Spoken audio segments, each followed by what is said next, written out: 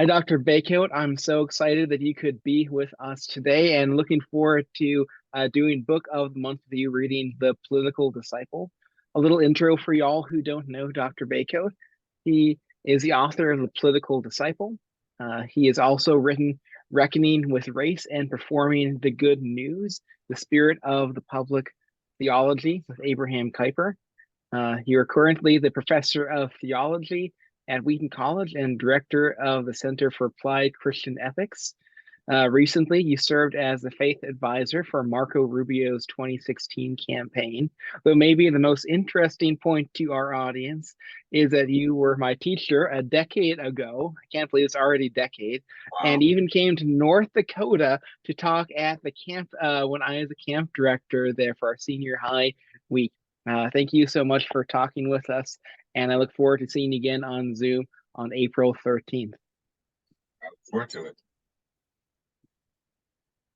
A few questions for talking about your book. One, I just really appreciated how you narrated your own journey with faith and politics. So often I think people will see a book like this and think, oh, he's going to tell me that good Christians should be Republican because of X or Democrat because of Y. But I think the story that you tell is a lot more complex than this. And what do you say more? Yeah, I think the fact is that neither of these parties, first of all, existed in the first century. Second, these parties themselves haven't been consistent in the history of our country. And then I think there's the fact that the idea of making a political party affiliation anywhere tantamount to our commitment to God is to me, is a unduly uh, tricky, if nothing else, enterprise. I think it's better to say we need to think about how our fidelity to God leads us to have political discernment, which may lead to sometimes maybe oscillating political loyalties. And so I think it's better for us to be thinking about how's my commitment to God help me to think about a commitment to neighbor. And then as I think about the possibilities with elections and political parties, how am I understanding the seriousness of that, but not taking it to the level of something like, whether or not a person is a Christian or not. Thank you. Thank you. I think that's well said. And I love how you talk about our faith and the oscillating dimensions of non affiliation, that oh, our faith is primary, and because of that we're going to have to change how we act in the world. It's not always going to be one or the other. It's a complicated thing. It is. I think, and you spoke to it. I think many people in my context have a very deep discomfort with faith and politics that are rooted in wounds and divisions. Speaking broadly, I know of people, even fellow pastors, who have left the church because the church wasn't engaged enough. And they said, oh, hey, they're actually doing something in the world. I want to be part of it. And then on the other hand, I also know people who have been part of the church their whole life, and all of a sudden it became unrecognizable to them, especially maybe at the denominational level. I'm like, oh, I can't be part of this church anymore. And so I hear those critiques, and sometimes I feel people think, well, if that's the case, then we shouldn't talk about it at all. But I'm not sure that is the faithful answer either. Yeah, I think what I would say is I think we need to reframe our expectations, because why are we expecting the political to be so clear? I mean, is the Mm, rest of our lives that clear about other things? Probably not, right? no, So no. we shouldn't expect our politics to be that way either, because it involves human beings with their own backgrounds and commitments and different motivations. And it's hard for us to be sure about why these people are doing what they're doing politically, right? And when it comes to the church, what I would say is if you're in a context like we're in the United States of America, where you have more political agency than people have had in most of world history, and part of being a citizen creates the opportunity to actually be an office holder, for example, and at least a person that's a voter, then there's a kind of way that we can think about that political engagement as one of the ways that we get to think about the way good can come to society. But we didn't have to do that with tempered expectations because we're not the only ones involved. So we should expect it to be complicated. We shouldn't be surprised that it's disappointing, but it doesn't mean that we should check out when really politics actually is a way where we can think about, is this a way where things like public policy can be one of the ways that we think about expressing neighbor love? Hmm. I love that expression, that what is politics but love in public. Yeah, exactly. Yeah. Theologically speaking, what is the grounds for our public engagement? I appreciate how Sure. you drew on Kuyper's Stone lectures and the particular grace and the common grace. And could you Right. speak to that distinction? Yeah. Yeah. So particular grace is the grace specific of salvation. We don't deserve salvation. God makes it possible for us through Jesus. He gives, we have a reconciliation not because of what we've done, but because of what Christ has done. And it's particular because it's about salvation. What's called common grace is about God's generosity that's not related to salvation. It's related to just God's generosity so that the world goes on. And so that fallenness doesn't make everything just go chaotic. And so if you think about God's commitment to Noah, for example, in Genesis 9, he says, I'm going to preserve the world. God does not have to do that. So we can say it's a kind of grace because God doesn't have to do it, but he chooses to do that even though we don't deserve it. And so common grace makes it possible for us to continue to participate in that first command that God gives us about stewarding the creation, having dominion over it. And dominion doesn't mean wreaking havoc because it's God's world and not ours. So we're answerable to God. That's why I use the language of stewardship for it. And so it's stewarding the world, and part of that stewardship includes our political life. That political life, I think, is a life we would have even if there was no fall, because you still have social life. And the ordering of social life, particularly social life external to family units, is going to involve ways that we order our public life together. So that's why I think politics is not just about certain particular hot button issues. And so how are we going about doing those things? And common grace makes it possible. Particular grace gives us a set of eyes to be able to recognize that that common grace is in place. And so that then God gives us this opportunity, especially an opportunity if you're in a context where you have political agency. No, man, I think that the particular and common grace is so helpful a lens for us to view that. Just two more questions for you. Okay. In your chapter, posture, pursuing public holiness, I thought raised an important question. And as you quote Anne Rice, Christians have lost credibility in America as people who know how to love. They have become associated with hatred, persecution, attempting to abolish the separation of church and state, and pressure people to vote in certain ways in elections. There is a lot of vitriol out there. And it reminds me of the current debate over gun violence and the tragedies we've had and miscommunications. It makes me think of that great episode on The West Wing where Ainsley Hayes, playing the Republican in a Democrat White House, says, you know what the problem is? It's that you people don't love people who love guns.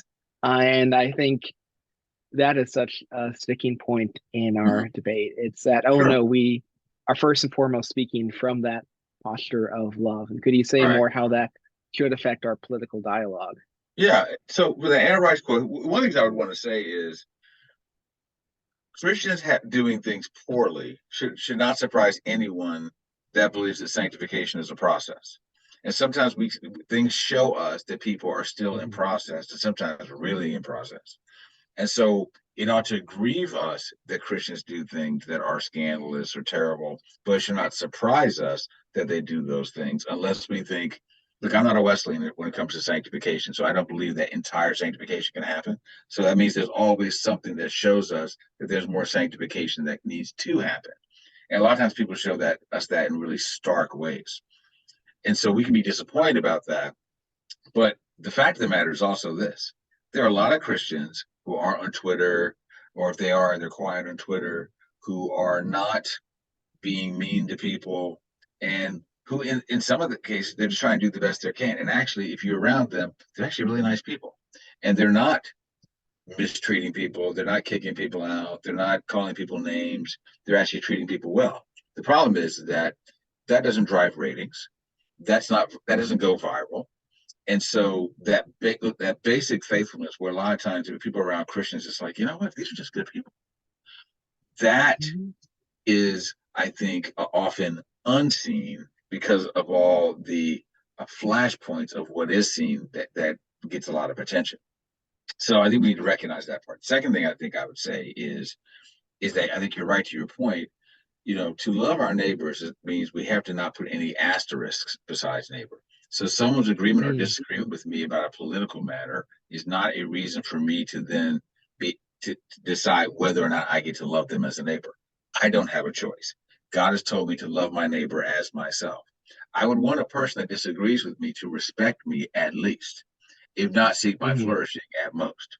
And so, similarly, I would hope that Christians do want to seek the flourishing of people, even the person that might call them an enemy. And if that's true, then I want to think about how can we be more and more people that are known for doing that, and our political engagement can be part of that. Again, like the quote, justice is what love looks like in public, or politics is what love looks like in public. That can actually really happen. And I do Mhm. think that sometimes the fact that there are things we would like to happen and things that we see as urgent, and we don't understand why people see things differently than we do. But in some cases, it could be because we have good reasons to think that they're wrong. But in other cases, we actually don't know why they have the positions that they do. And for a lot of people, Mm. that's a Mm. very, very complicated thing. I always think about the fact that, you know, if you're in Vermont, where Bernie Sanders is from, okay, you're not looking for Yeah. the abolition of guns. No. Yeah. So, and nobody would call Bernie Sanders a conservative, right? So the point being is that where he is, there's something about the engagement that people have with the world, the environment, with nature. There's a gun culture there. It's not what people are Mhm. thinking about when we have school shootings, right? So we need Mhm. to do something about school shootings, obviously, and about a lot of the factors in terms of why we get those shooters in the first place, as well Yeah. as what happens in terms of the availability of certain kinds of weapons to people. All those political things we need to work through, but we need to do that in ways where when we see the frustration or the inertia about those things, our approach to it isn't where we come across as so self-righteous that even the people that we want to win would never even listen to us because they think they already know what we're trying to do, and they think that there's a kind of a condescension to them, of thinking we're better than them, and that's not going to be able to move the political ball forward. So we have to think about how can you have conviction, but what the people see more than anything is that your greatest conviction is loving other people, and that out of that conviction for things like justice and a better society, that you're doing that, and people are saying, "Wow, it's really because they love people so much, and they want the good for people so much," and that's the thing that is screaming. And a lot of times, that's not what people are seeing. Yeah. Yeah. My final question comes out of conversation that I had while I was reading your book.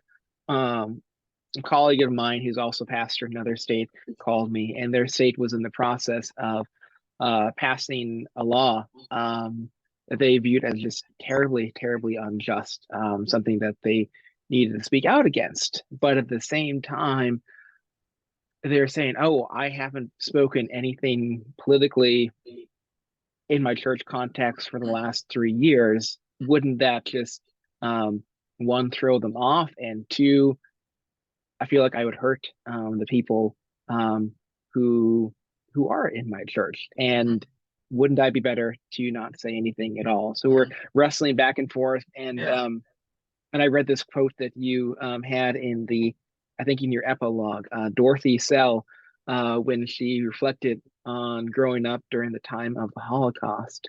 She wondered, "Didn't you smell the gas?" And you wrote, "Her question leads me to ask what kinds of things we allow to occur in our society, even as we regard ourselves as faithful people who worship God and aim to follow His word." That is to say, how yeah. can we not be political Christians? Well, we can't actually because we're involved with other people in the world. We're political, even if it's at least in our families. So, so we can't really be Yeah. apolitical at all. And in terms of like that situation with the pastor you're talking about, I mean, it is a complicated thing. And it's a complicated thing depending on Hmm. your denominational background, depending upon where you are in the world. But what I would say is, what kind of formation are you trying to have in your church of people so that you're talking about that you're the kind of people that when things happen, here's what we care about, or here's when we think about how to talk about it. So, what is it about the formation that people are having that's creating this a situation where people are going to say, hey, in our church, we always talk about being these kinds of people and because we're these kind of people, this is why sometimes, there are settings, and maybe, depending on the denomination, from the pulpit is not where you do it, but you do maybe say, we're going to have a conversation after church or a conversation in the middle of the week where we want to talk about this because this seems to be important. And I want to think about if we're being formed to be certain kinds of people, how do we, as those kinds of people, then find our ways to um, think about how to speak and act in the face of particular public policies. The other thing I would say is that we have to be careful about making any political issue ultimate, like it's determining whether or not the resurrection happened, Yeah. because very often, you know, I'm in Chicago today as we're recording this. Guess what's happening in Chicago today? The mayoral race. It is a very unique mayoral Mm. race, but a lot of times what people say is this is like the most important election ever. It's like, well, I don't think the Bible would tell us that that's the case. Now, uh, you know, is it important? It probably is, but again, it's penultimate. It's not ultimate. So we have to remember that what's happening politically is not the thing that's about establishing God's kingdom. What's happening Hmm. ultimately are ways that we can try to do our best to try to put some kind of positivity into the world and try to facilitate flourishing. That's really what I think we need to be trying to do. Well, thank you so much, Dr. Bacote, for your time, and I look forward to you joining us on Zoom on April 13th. Thank you so Fantastic. much, and have a blessed Holy Week.